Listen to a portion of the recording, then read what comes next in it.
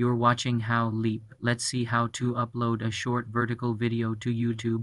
Open the YouTube app on your phone and tap the plus icon at the bottom center. Select Create a Short. This opens the Shorts camera. You can record a new 60-second video by holding the record button or tap the gallery icon in the bottom left. To upload an existing vertical video from your phone that is 60 seconds or less, after selecting your video you can edit it. Use the tools on the right side to add text, adjust clips, or set a timer for recording.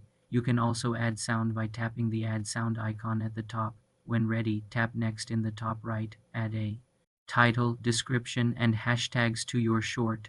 Choose your audience setting, either public or private. Then tap Upload Short. Your video will now process and upload. Once complete, it will be live on your channel under the Shorts tab. Unlike regular videos, YouTube Shorts are designed for vertical viewing, appear in the dedicated Shorts feed, and can gain rapid visibility. For more simple YouTube content creation tutorials, subscribe to the channel.